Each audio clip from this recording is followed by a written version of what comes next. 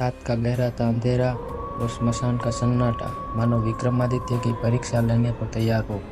राजा विक्रमादित्य, जिनका धैर्य व साहस हमेशा से मशहूर रहा है, इस रात भी कड़ी परीक्षा से गुजर रहा है। जैसे ही विक्रम शव को उठाते हैं, बेताल एक जोरदार हंसी के साथ बोलता है, हे राजा विक्रम, हर बार की तरह इस बार भी मुझसे बचने की कोशिश कर रहे हो, लेकिन देखता हूँ इस बार तुम मेरे सवाल का सही उत्तर दे पाते हो या नहीं।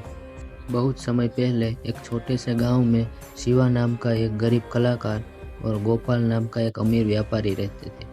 दोनों बचपन के दोस्त थे और उनकी मित्रता पूरे गांव में प्रसिद्ध थी।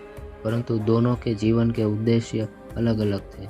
जहां शिवा अपनी कला में संतुष्टि खोजता, वहीं गोपाल धन और प्रसिद्धि की ओर आकर्षित था। शिवा ने एक ऐसा चित्र बनाया जिसे देखकर लोग उसमें खो जाते थे। उसकी कला में इतनी शक्ति थी कि जो भी चित्र को देखता, उसे अपनी असली पहचान दिखाई देती।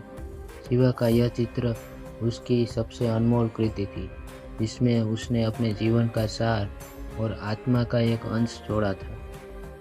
गोपाल को चित्र के बारे में पता चलता है। वह उसे पाने की ठान लेता है। गोपाल ने कहा, शिवा, तुमने सुना है कि लोग कहते हैं तुम्हारे चित्र अद्भुत है। मुझे वह चित्र चाहिए। मैं इसके बदले तुम्हें जो मांगोगे वह देने के लिए तैयार हूँ। शिवा अपने मित्र पर विश्वास कर अपने अनमोल चित्र को गोपाल को दे देता है। शिवा ने अपने मित्र पर विश्वास कर लिया। अपने जीवन की सबसे अनमोल कृति, अपना चित्र गोपाल को दे दिया। पर उसे पता नहीं था कि गोपाल के जीवन को हमेशा के लिए बदल देने वाला है यह चित्र। इस रात गोपाल ने चित्र अपने घर में स्थापित किया। उसी रात से उसकी जिंदगी अजीब घटनाएं घटने लगती। एक दिन उसे रात में अजीब आवाज़ सुनाई देती है, गोपाल, तुमने मुझे छुआ है, पर क्या तुम मुझे समझ पाए हो? गोपाल जागता है और पसीने से लथपथ हो जाता है। उसकी नींद हराम हो जाती है, लेकिन उसे समझ नहीं आता कि चित्र का संदेश क्या है। चित्र में छिपे रहस्य और उस पर शिवा की आत्मा की छाया गोपाल की जिंदगी को डर से भर दिया। गोपाल ने देखा कि हर बार जब वो चित्र को देखता है, उसे अपने भीतर की असलियत और कमजोरियां दिखाई देगी। गोपाल दिन प्रतिदिन असहज और चिंतित रहने लगता है। वह अब उस चित्र से डरने लगा है, परंतु उसे छोड़ भी नहीं सकता। अंततः अपने भय से परेशान होकर गोपाल ने एक तांत्रिक की मदद लेने का फैसला किया। तांत्रिक ने चित्र को देखते ही भांप लिया कि यह साधारण चित्र नहीं है, इसमें किसी की आत्मा बसी हुई है। तांत्रिक चौंकते हुए बोला, गोपाल, यह चित्र नहीं है, बल्कि शिवा की आत्मा का अंश है। उसने इसे अपने जीवन और आत्मा के हर पहलू से बनाया है।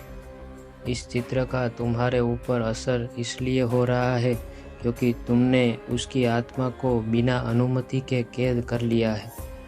गोपाल को अपने मित्र पर किए गए अन्याय का एहसास हुआ।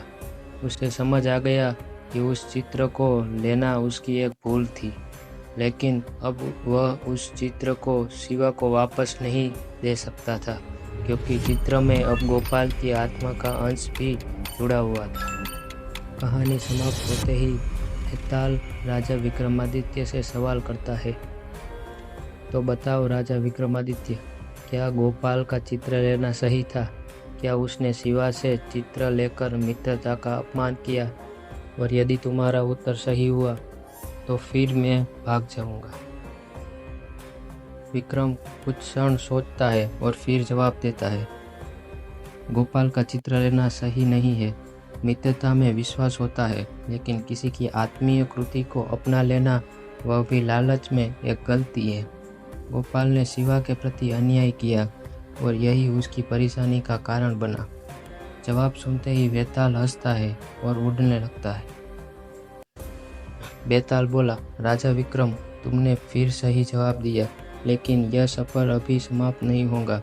अगले मोड़ पर एक और कहानी तुम्हारा इंतजार कर रही है, एक और रहस्य, एक और पहेली।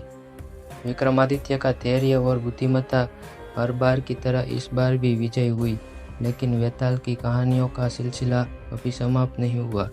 राजा विक्रमादित्य अगले सवाल की तैयारी में चल पड़ते हैं।